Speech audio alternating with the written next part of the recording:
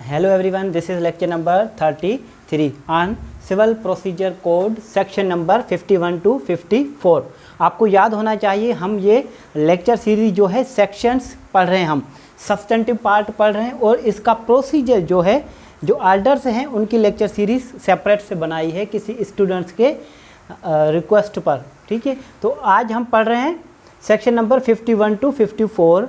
ठीक है, procedure in execution. वैसे ये हमारा जो लेक्चर सीरीज चल रहा है इसमें हम कौन सी चीज़ अभी पढ़ रहे हैं, सेक्शन नंबर 36 से लेकर 74 तक हमारे पास एग्जीक्यूशन से डील करता है, एग्जीक्यूशन से रिलेटेड है और उसका आर्डर जो है 21 है। उसके अंदर टोटल रूल्स हमारे पास 103 है, मीन्स 103 रूल्स हैं। तो आइए आज हम देख लेते हैं कि प्रोसीजर क्या होगा एग्जीक्यूशन का।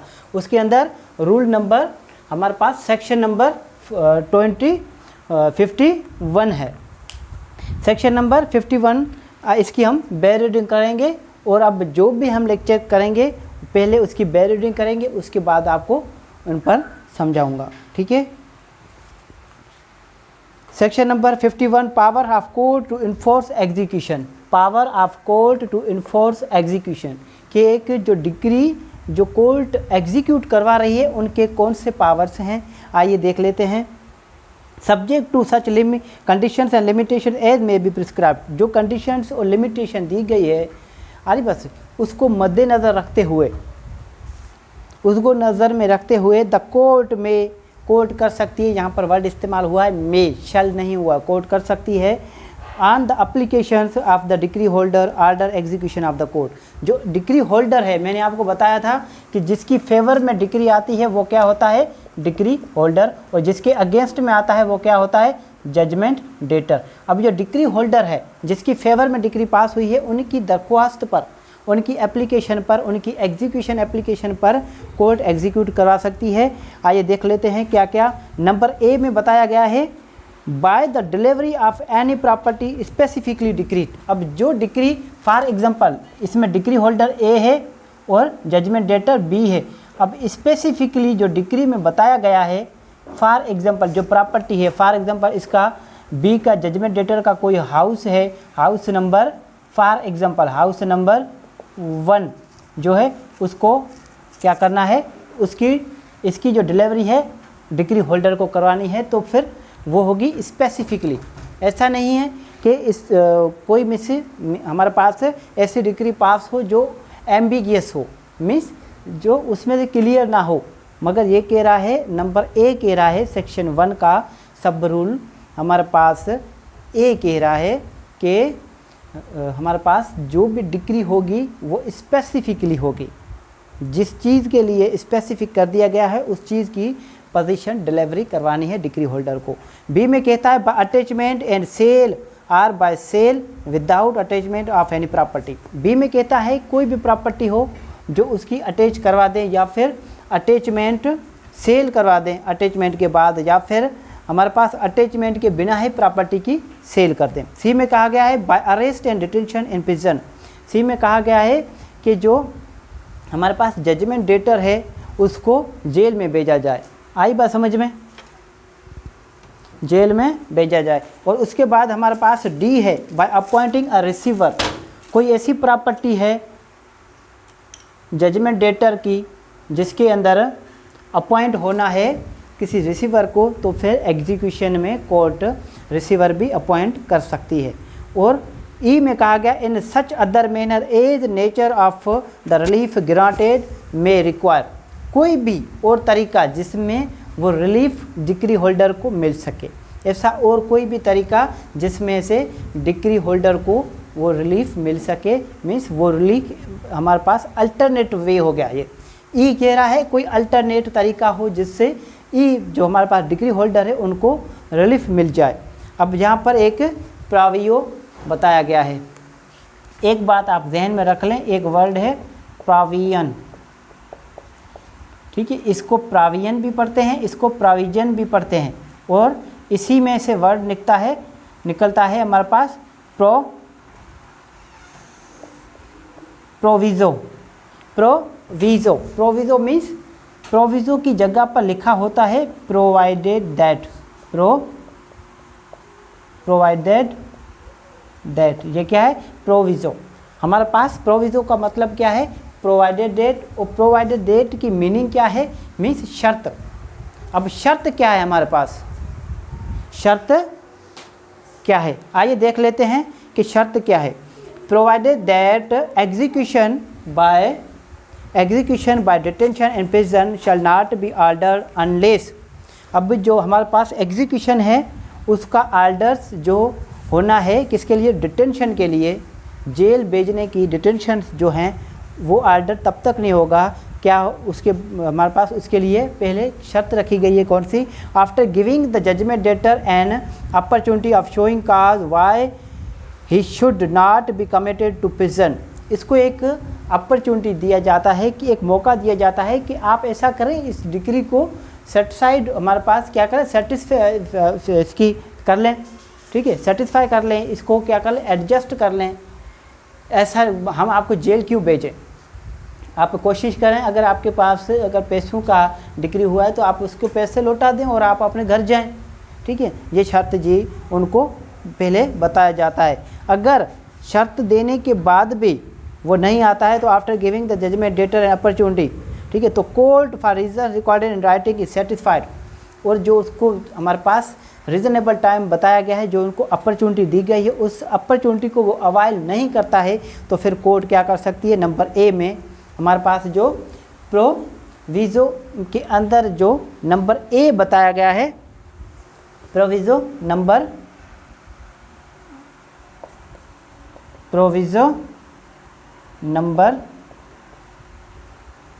1 के अंदर कौन सा बताया गया, ए कह रहा है कि that the judgment debtor with the object or effect of obstructing और delaying the execution of the decree. A में बताया गया है कि हमारे पास जो जजमेंट डेटर है वो डिले कर रहा है, आ रही बात समझिए, डिले कर रहा है या फिर जो हमारे पास एग्जीक्यूशन है उसको ऑब्स्ट्रक्ट कर रहा है, उसको रोक रहा है एग्जीक्यूशन से। अब इसमें B1 बताया गया है और 2B बताया गया है। ए के अंदर 1 क्या है, इज लाइकली टू एब्सकॉन्ड और leave the local limits of the jurisdiction of the court. इसका मतलब क्या है कि ये हो सकता है ये कोर्ट की जो लिमिट है उससे बाहर निकल जाए या फिर फरार हो जाए, निकल जाए, कहीं भी भाग जाए ये। और नंबर 2 में बताया गया has after the institution of the suit in which the decree was passed dishonestly transferred concealed और removed any part of his property or committed any other act of bad faith in relation to his property। अब यहाँ पर एक बात अहम आ गई कि हमारे पास A2 के अंदर जो बताई गई है कि जो प्रॉपर्टी एग्जीक्यूशन के लिए बताई गई है स्पेसिफिक, उस प्रॉपर्टी को या तो ये बेच सकता है, हमारे पास एक रीज़नेबल एप्रीहेंशन है कि ये कोर्ट को लगता है कि ये हमारे पास बदनीयती के साथ किसी को दे सकता है, किसी को बेच दे, किसी को ट्रांसफ़र कर दे, कि ये या फिर उस प्रॉपर्टी को छुपा ले। फॉर एग्ज़ाम्पल अगर कोई ऐसी प्रॉपर्टी है जिसको कंसील कर ले, छुपा ले, या फिर उस प्रॉपर्टी को उस जगह से वहाँ से रिमूव कर ले, आ रही बात समझ में, या फिर और कोई उसकी बदनीयती में कोई काम कर सकता है, तो फिर कोर्ट को ऐसा अगर लगता है तो फिर कोर्ट क्या कर सकती है, उसको उसकी एग्जीक्यूशन करवा सकती है। यहाँ तक बात क्लियर है। अब बी में चलते हैं। बी कहता है जब इसके पास कोई रीज़नेबल सोर्स था मगर उस अमाउंट को क्या कर सकता था, उस अमाउंट को पे कर सकता था, मगर फिर भी वो ऐसा नहीं करता, उस ऐसा करने से रिफ्यूज़ करता है, फिर भी कोर्ट जो है एग्जीक्यूशन करवा सकती है। बी पढ़ लेते हैं। That the judgment debtor has had since the date of the decree. जो जजमेंट डेटर है उसके पास तब या फिर डिक्री होने तक या फिर होने से पहले या फिर जैसे डिक्री हुई उस वक्त से या उससे पहले से the means to pay the amount of the decree, उसके पास ऐसे सोर्स थे, मीन्स इतनी इसके पास अमाउंट थी कि वो डिक्री जो है सेटिस्फाई हमारे पास सर्टिफिकेट उसकी जो सर्टिफिकेशन करवा सकता था, वो डिक्री जो है वो सेटिस्फाई करवा सकता था। उसके बाद चलते हैं। Or some substantial part thereof and refuse or neglects or has refuse or neglected to pay the same. मगर ऐसा करने से वो क्या करता है, रिफ्यूज़ कर लेता है, इनकार कर लेता है। फॉर एग्ज़ाम्पल कोई डिक्री होती है 50,000 की, ठीक है, जब डिक्री अलो हुई किसके फेवर में, ए के फेवर में और जजमेंट डेटर के पास अगेंस्ट में, तो उस टाइम बी के पास 1,00,000 रुपये थे। फॉर एग्जांपल कितने थे, 60,000 रुपये थे। ये 20,000 इसमें से 50,000 दे सकता था, मगर इसने नहीं देना चाहा। इसके बाद चले जाते हैं हम सी के अंदर।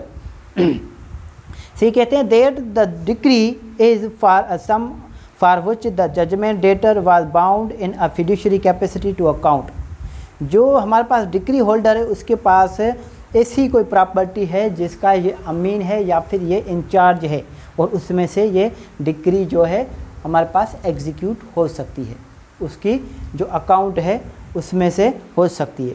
उसके बाद यहाँ पर एक्सप्लेनेशन बताया गया है, ठीक है। एक्सप्लेनेशन बताया in the calculation of the means of the judgment debtor for the purpose of class B there shall be left out of account any property which by or under any law or custom having the force of law for the time being in force is exempt from attachment in execution of decree।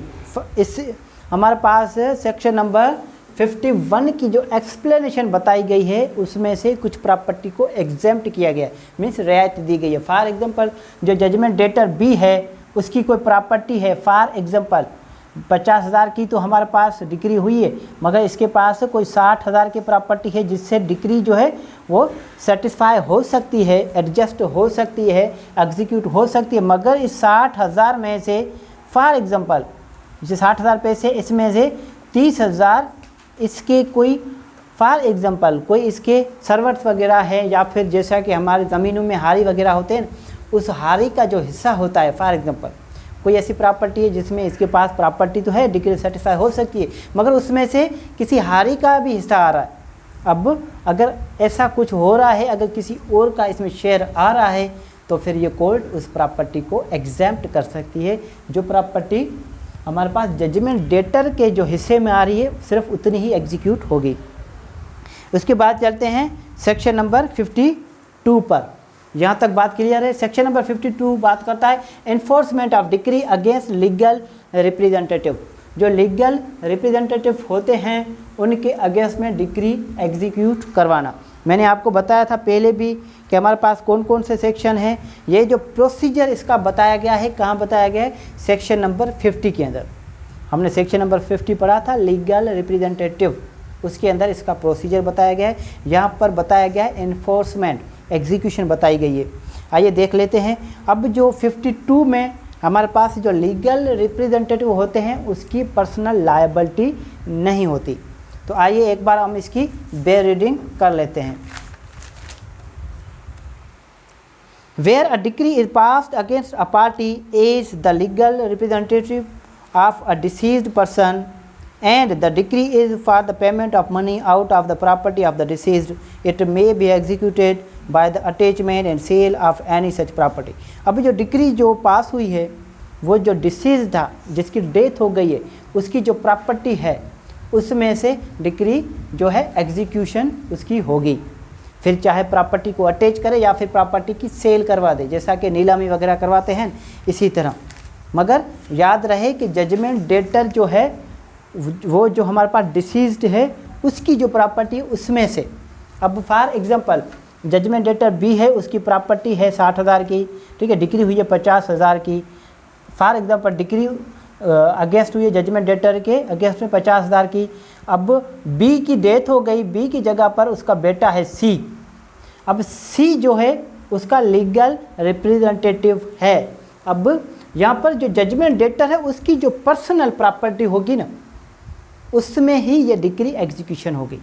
Personal property में ये भी आ जाता है कि जो इसकी personal property है उसमें से अगर शेयर आ रहा है तो उसमें से एग्जीक्यूशन होगी, मगर पर्सनल लायबिलिटी जजमेंट डेटर की नहीं है। सबसेक्शन 2 बात करता है where no such property remains in the position of the judgment debtor.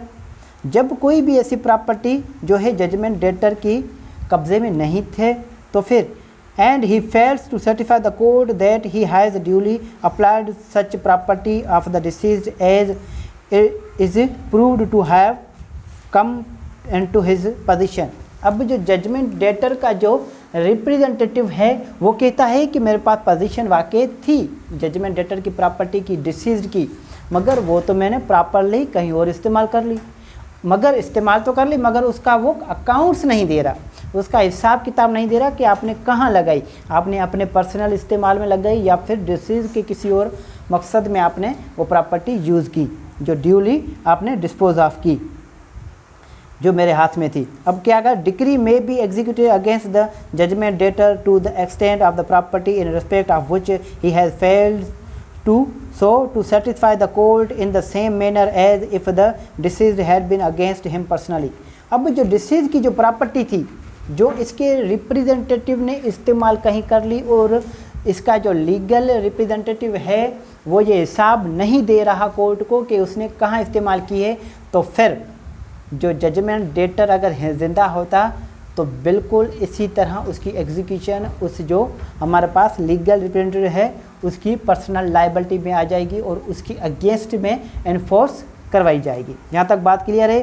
जो प्रॉपर्टी उसे मिली थी, आई बात समझ में, जो इसने कहीं और स्पेंड कर दी और ये कोर्ट को सेटिस्फाई नहीं कर पा रहा तो उसकी पर्सनल जिम्मेदारी आयद होगी। ठीक है, आ रही बात समझ में। इसके बाद हम चले जाते हैं सेक्शन नंबर 53 पर। सेक्शन नंबर 3 हमारे पास 53 बात करता है लायबिलिटी ऑफ एंसेस्ट्रल प्रॉपर्टी। अब एंसेस्ट्रल क्या होता है? एंसेस्ट्रल मीन्स मोरूसी या फिर आबाई। ये कहता है एंसेस्ट्रल मीन्स मोरूसी या आबाई मीन्स आपकी जो दादा परदादा या फिर जो परदादा है उसकी अब्बू की, उस वहाँ से ऊपर से नीचे तक, ठीक है, हाउ सो लो एवर, फिर चाहे कितना भी नीचे चला जाए। फॉर एग्जांपल दादा था, दादा का मीन्स बेटा था, उसका बेटा था, उसका बेटा था, ठीक है। अगर वो हमारे पास उनकी प्रॉपर्टी अगर किसी के पास मोरूसी, तो फिर किसी की भी अगेंस्ट अगर डिक्री पास हुई उसके पोते के पास, उसके पोते के बेटे के पास, अगर किसी के भी पास है जो इसके डिसेंडेंट्स हैं उसके अगेंस्ट में डिक्री एग्जीक्यूट होगी। एक वर्ड होता है डिसेंडेंट, ठीक है, देख लें ध्यान से, डिसेंडेंट, ठीक है। दूसरा वर्ड होता है असेंडेंट।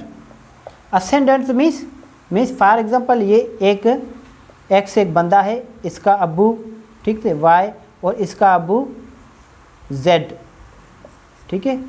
आज बात समझिए, ये हो गया असेंडेंट। और डिसेंडेंट मीन्स ऊपर से नीचे जाना। फॉर एग्जांपल ये एक्स है, एक्स का बेटा है वाई और वाई का बेटा जो है वो जेड है। अब ये हम बात कर रहे हैं डिसेंडेंट की, ठीक है।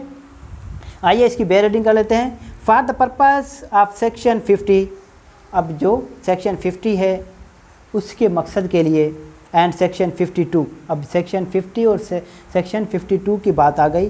Property in the hands of a son और अदर डिसेंडेंट, प्रॉपर्टी या फिर सन की हो, फॉर एग्जांपल वाई का सन जो है हमारे पास, एक्स का सन है वाई, ठीक है, या फिर उसके भी सन के पास, ठीक है, या फिर उसके भी सन के पास, आई बस जितना भी नीचे चला जाए, ठीक है, बेटा पोता, ठीक है, पोते का भी बेटा, अगर कोई भी हो, आ रही बात समझ में। उसके बाद चले जाना property in the hands of son और other descendants which is liable under Hindu law, जो भी हमारे पास हिंदुज़म के अंदर या फिर जो हिंदू कानून है उसके मुताबिक बात कर रहे हैं हम, ठीक है।